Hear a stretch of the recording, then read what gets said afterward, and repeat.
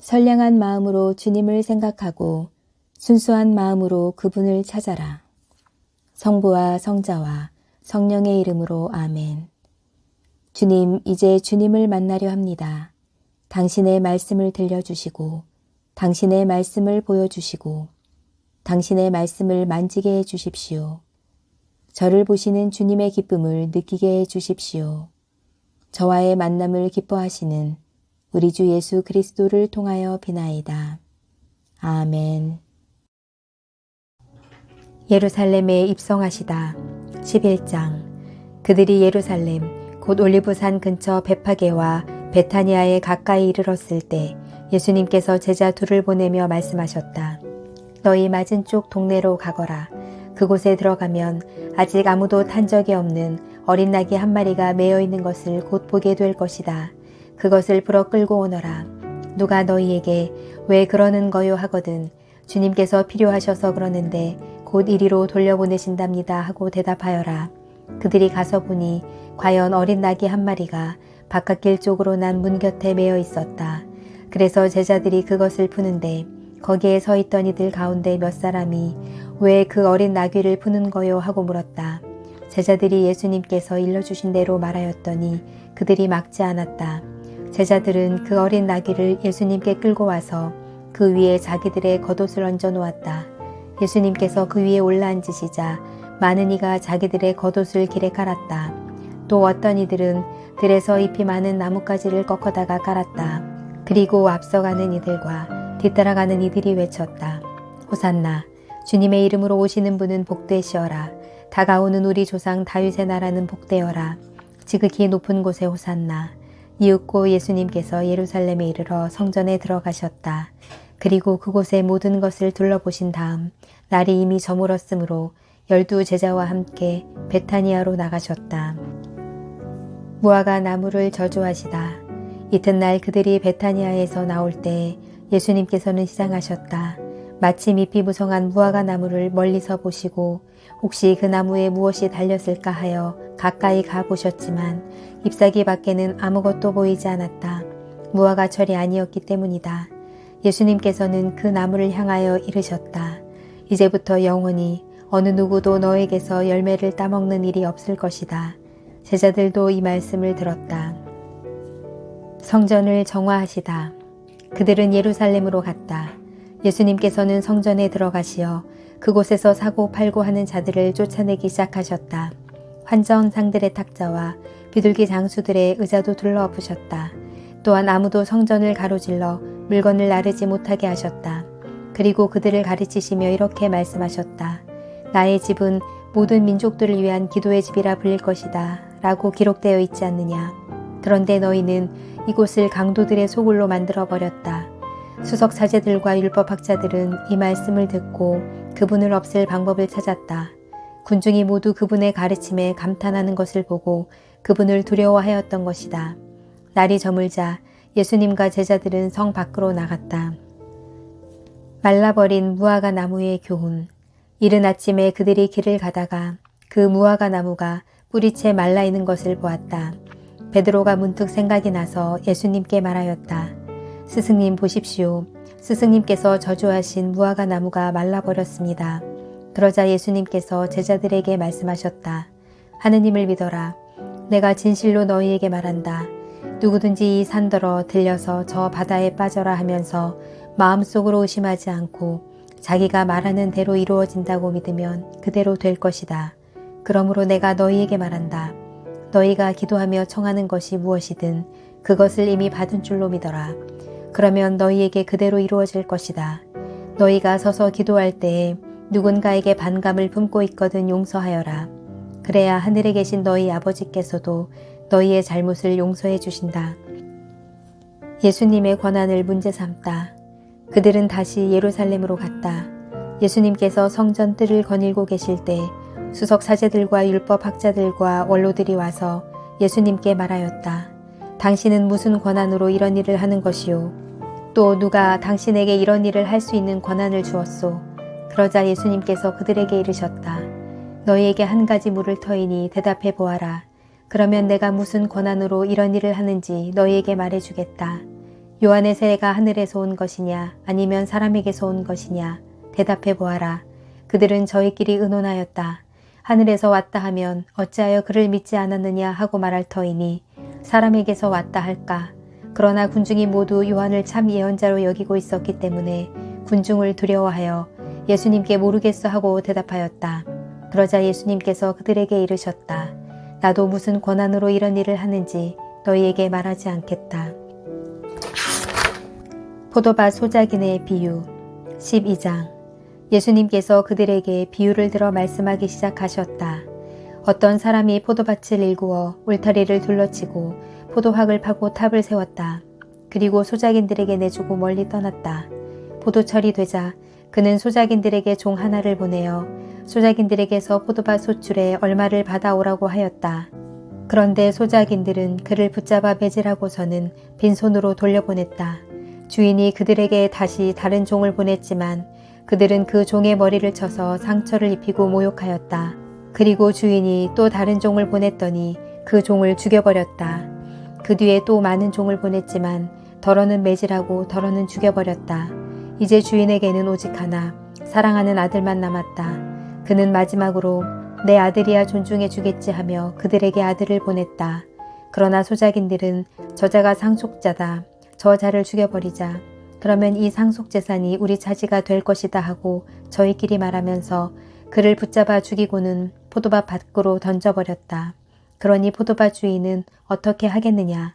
그는 돌아와 그 소작인들을 없애버리고 포도밭을 다른 이들에게 줄 것이다. 너희는 이 성경 말씀을 읽어본 적이 없느냐.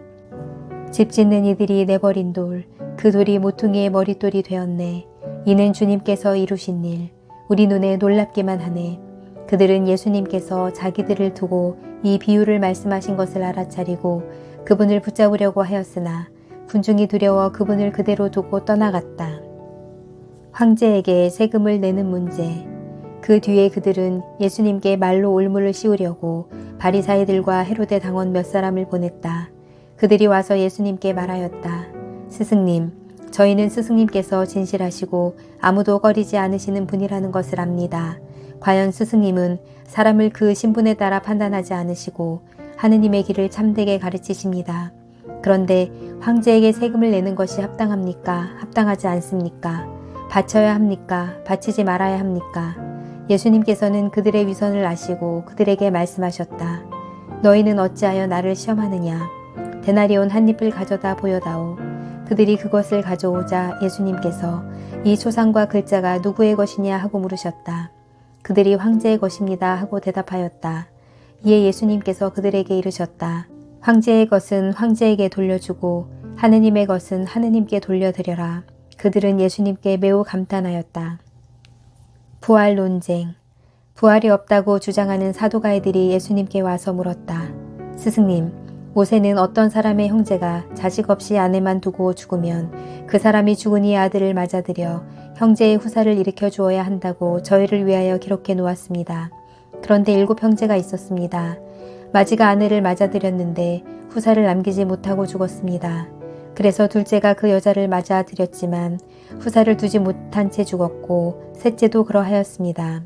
이렇게 7이 모두 후사를 남기지 못하였습니다. 맨 마지막으로 그 부인도 죽었습니다.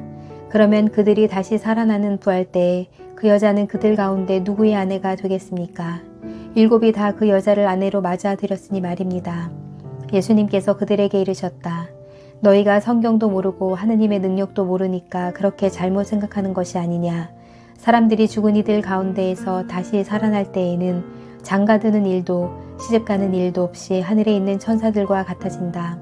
그리고 죽은 이들이 되살아난다는 사실에 관해서는 모세의 책에 있는 떨기나무 대목에서 하느님께서 모세에게 어떻게 말씀하셨는지 읽어보지 않았느냐. 나는 아브라함의 하느님, 이삭의 하느님, 야곱의 하느님이다 하고 말씀하셨다.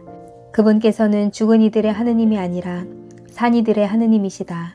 너희는 크게 잘못 생각하는 것이다. 가장 큰 계명. 율법학자 한 사람이 이렇게 그들이 토론하는 것을 듣고 있다가 예수님께서 대답을 잘하시는 것을 보고 그분께 다가와 모든 계명 가운데에서 첫째가는 계명은 무엇입니까? 하고 물었다. 예수님께서 대답하셨다. 첫째는 이것이다. 이스라엘아 들어라. 주 우리 하느님은 한 분이신 주님이시다.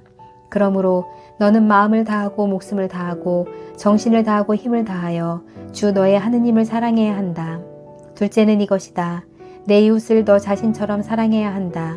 이보다 더 큰 계명은 없다. 그러자 율법학자가 예수님께 말하였다. 훌륭하십니다, 스승님.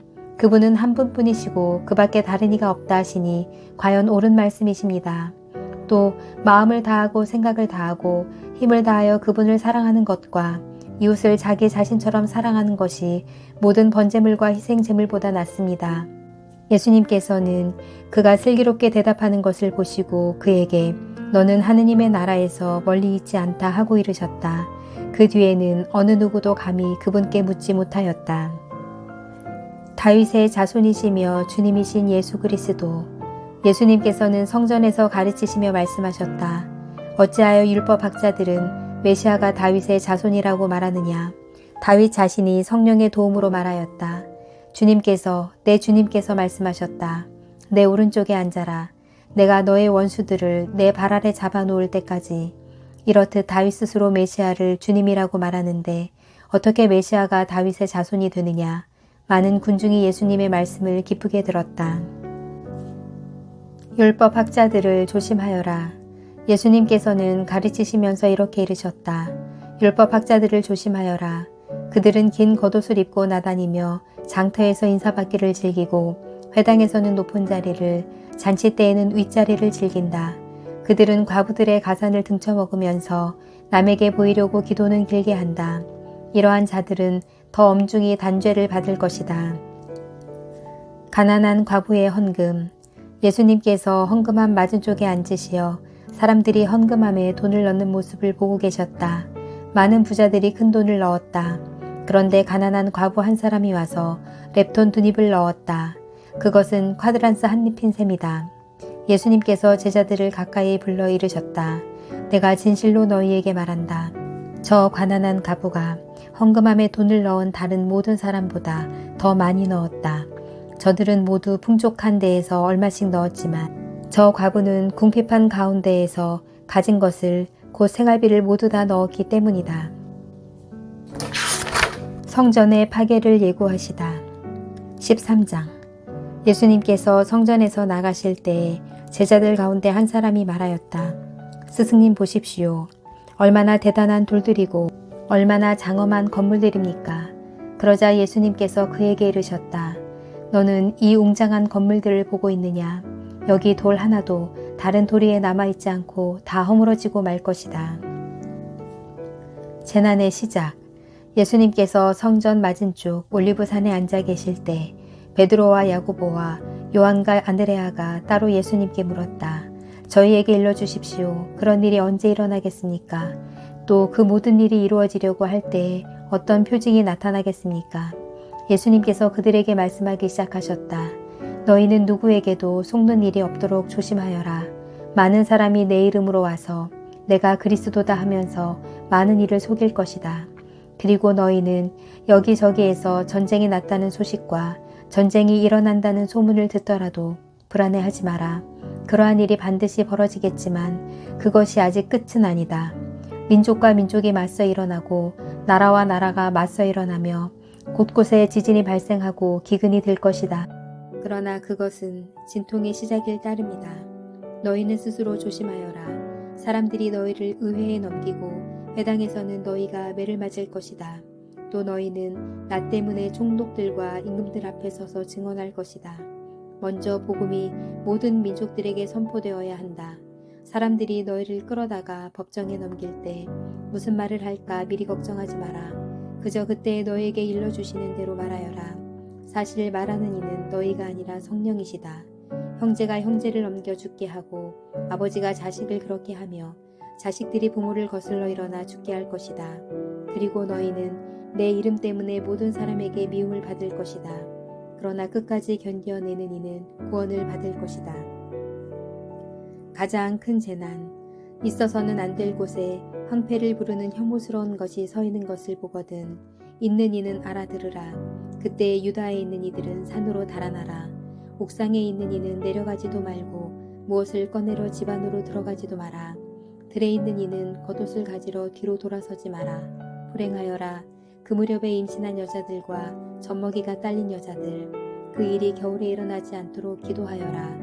그 무렵에 환난이 닥칠 터인데 그러한 환난은 하느님께서 이룩하신 창조일에 지금까지 없었고 앞으로도 없을 것이다. 주님께서 그 날수를 줄여주지 않으셨으면 어떠한 사람도 살아남지 못할 것이다. 그러나 주님께서는 몸소 선택하신 이들을 위하여 그 날수를 줄여주셨다. 그때 누가 너희에게 보아라 그리스도께서 여기 계시다 또는 보아라 저기 계시다 하더라도 믿지 마라. 거짓 그리스도들과 거짓 예언자들이 나타나 할 수만 있으면 선택된 이들까지 속이려고 표징과 이적들을 일으킬 것이다. 그러니 너희는 조심하여라. 내가 이 모든 일을 너희에게 미리 말해둔다. 사람의 아들이 오시는 날, 그 무렵 환난에 뒤이어 해는 어두워지고 달은 빛을 내지 않으며 별들은 하늘에서 떨어지고 하늘의 세력들은 흔들릴 것이다. 그때 사람의 아들이 큰 권능과 영광을 떨치며 구름을 타고 오는 것을 사람들이 볼 것이다. 그때 사람의 아들은 천사들을 보내어 자기가 선택한 이들을 땅끝에서 하늘끝까지 사방에서 모을 것이다. 무화과 나무의 교훈. 너희는 무화과 나무를 보고 그 비유를 깨달아라. 어느덧 가지가 부드러워지고 잎이 돋으면 여름이 가까이 온 줄 알게 된다. 이와 같이 너희도 이러한 일들이 일어나는 것을 보거든 사람의 아들이 문 가까이 온 줄 알아라. 내가 진실로 너희에게 말한다. 이 세대가 지나기 전에 이 모든 일이 일어날 것이다. 하늘과 땅은 사라질지라도 내 말은 결코 사라지지 않을 것이다. 깨어 있어라. 그러나 그날과 그 시간은 아무도 모른다. 하늘의 천사들도 아들도 모르고 아버지만 아신다. 너희는 조심하고 깨어 지켜라. 그때가 언제 올지 너희가 모르기 때문이다. 그것은 먼 길 떠나는 사람의 경우와 같다. 그는 집을 떠나면서 종들에게 권한을 주어 각자에게 할 일을 맡기고 문지기에게는 깨어 있으라고 분부한다. 그러니 깨어 있어라. 집주인이 언제 돌아올지 저녁일지 한밤중일지 닭이 올 때일지 새벽일지 너희가 모르기 때문이다. 주인이 갑자기 돌아와 너희가 잠자는 것을 보는 일이 없게 하여라. 내가 너희에게 하는 이 말은 모든 사람에게 하는 말이다. 깨어 있어라. 말씀이 사람이 되시어 우리 가운데 사셨다. 우리는 그분의 영광을 보았다. 성부와 성자와 성령의 이름으로 아멘. 주님, 오늘 말씀 알갱이 하나를 선물 받았습니다. 이 말씀이 제 생각과 말과 행위의 품격을 높이는 재료가 되게 해 주십시오.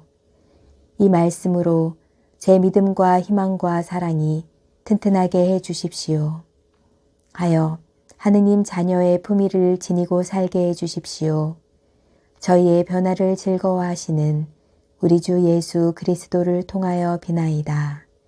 아멘.